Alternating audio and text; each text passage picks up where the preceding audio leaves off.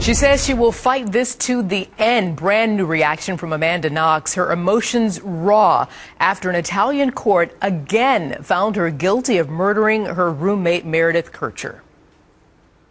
I'm going to fight this until the very end, and it's not right, and it's not fair, and I'm going to do everything I can. Granted, I need a lot of help. I really hope that people try to understand that, like, when you have overzealous prosecutors and when you have a biased investigation and coercive interrogations, like, these things happen. And I'm not crazy. And joining me now, Anna Siga-Nicolazzi, New York City homicide prosecutor. Anna, good morning to you. Good morning, Martha. I mean, first of all, were you surprised by this new verdict? You know, we are now 7 years into this case, so I don't know if it's a question of surprise anymore, but what is the latest twist and turn? And while there was a big reaction yesterday, because, again, the big difference here in this case is that if you were in the United States, if at any point there was a trial and you were found not guilty, that is the end forever. Right. Very different in Italy. Otherwise, we're walking into the issue of double jeopardy. Exactly.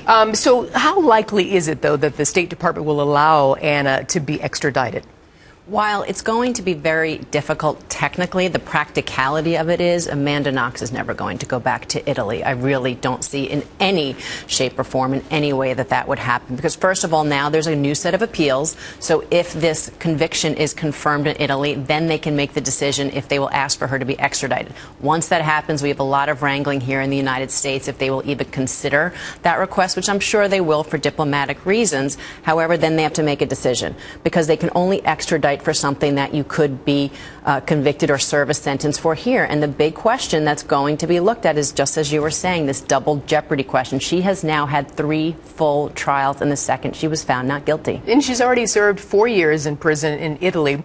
You mentioned something. Of course, yes, the extradition road is a long and winding road if we get to that. But you mentioned that you don't believe that Anna Knox will serve time in prison in Italy. Is it possible that she might serve prison time in the U.S.?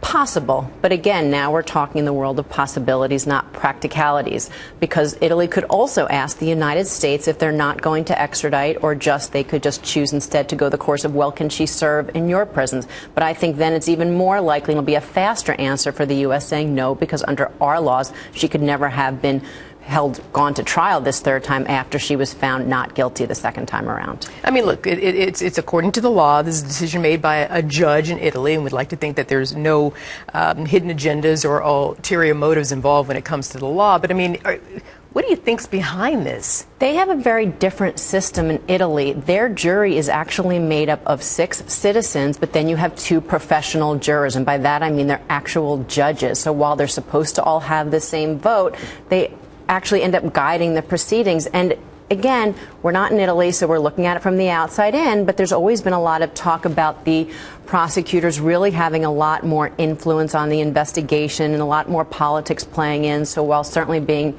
someone who has dedicated my professional career to being a prosecutor and hopefully being in the pursuit of fairness and justice, whether that happens everywhere, we don't know. I got to go, but quickly, is there any way that Amanda Knox can get around this? I mean, yet it's going to be a long road, no matter what happens. She's here. She's here, and I think that's where she's going to remain, and that's the big thing for her now. All righty, Amanda Siga-Nicolazzi, thank you very much. Good to see you. Bye-bye.